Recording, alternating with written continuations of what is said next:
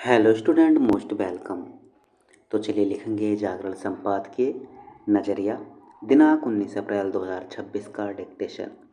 Dictation लिखने से पहले इसमें आने वाले कुछ हार्ड वर्ड और वाक्यांश की आउटलाइनों पर एक नज़र डालते हैं। यदि आपको इसका पीडीएफ चाहिए तो आप हमारे Telegram channel shorthand with Vivek से इसका पीडीएफ भी डाउनलोड कर सकते हैं। टेलीग्राम चैनल तक पहुंचने के लिए इस वीडियो के डिस्क्रिप्शन में लिंक दिया है, या आप टेलीग्राम पर सर्च करेंगे short hand with Vivek without space तो आपको आसानी से मिल जाएगा।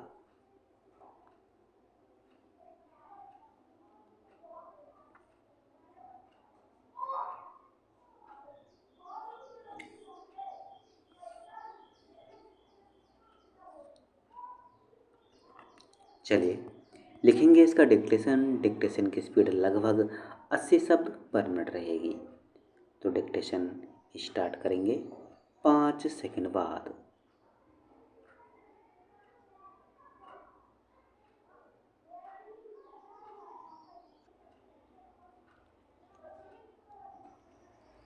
ईरान के विदेश मंत्री की ओर से होर्मुज समुद्री मार्ग खोलने की घोषणा को 24 घंटे भी नहीं बीते थे कि ईरानी सेना ने उस पर फिर से अपना पहरा बैठाने का फैसला कर लिया। उसने इस कारण होर्मुज को फिर से बंद करने का फैसला किया क्योंकि अमेरिका ईरानी बंदरगाहों की नाकाबंदी जारी रखने पर अड़ा है। साफ है कि पश्चिम एशिया संकट के मामले में कभी ईरान अपनी जिद पर अड़ता है तो कभी अमेरिका। जब युद्ध विराम की शर्तों के तहत होर्मुज खोलने पर सहमति बन गई थी और उसका दायरा लेबनान तक प्रभावी हो जाने के बाद ईरान ने इस समुद्री मार्ग को पूरी तरह खोलने की घोषणा कर दी थी, तो फिर अमेरिका को भी ईरानी बंदरगाहों की नाकाबंदी करने के अपने फैसले से पीछे हट जाना चाहिए था। तब तो और भी जब अमेरिकी राष्ट्रपति ने ईरान के फैसले का स्वागत किया और दोनों देश दूसरे दौर की शांति वार्ता करने की संभावनाएं भी टटोल रहे हैं।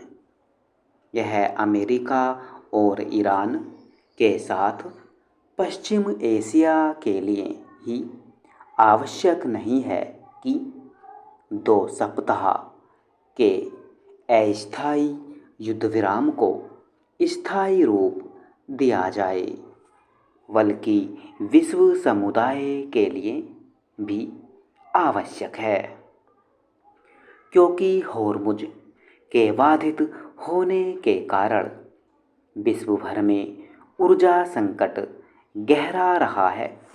वैसे तो इस समुद्री मार्ग के बाधित होने से सबसे अधिक भारत और अन्य एशियाई देश प्रभावित होते हैं, लेकिन इस मार्ग से तेल और गैस की आपूर्ति में कमी आने के नतीजे में उनके दाम बढ़ने का असर पूरे विश्व पर पड़ता है। यह ठीक है कि अमेरिका ने रूसी तेल खरीदने की अनुमति 1 माह के लिए और बढ़ा दी, लेकिन आखिर वह यह तय करने वाला होता कौन है कि किस देश से तेल गैस खरीदा जा सकता है। अमेरिका अपने स्वार्थों के चलते किसी न किसी ऊर्जा संपन्न देश पर प्रतिबंध लगाता ही रहता है। ईरान, वेनेजुएला और रूस इसके उदाहरण हैं। इसके दुष्परिणाम संबंधित देश के साथ अन्य देश भी भोगते हैं। अमेरिका यह जो मनमानी करता है उसे चुनौती दी जानी आवश्यक है। यह अच्छा है कि भारत रूस से तेल खरीद मामले में अमेरिका के रवैये की परवाह नहीं कर रहा है। भारत को न केवल अपने ऊर्जा हितों की रक्षा के लिए हर संभव कदम उठाने चाहिए, बल्कि खुद को आर्थिक रूप से इतना सक्षम भी बनाना चाहिए कि अमेरिका किसी तरह का अनुचित दबाव न डालने पाए। अमेरिका और ईरान के बीच लागू अस्थायी युद्ध विराम की अवधि जैसे जैसे करीब आ रही है, उसके स्थायी रूप लेने पर वैसे वैसे संशय बढ़ रहा है।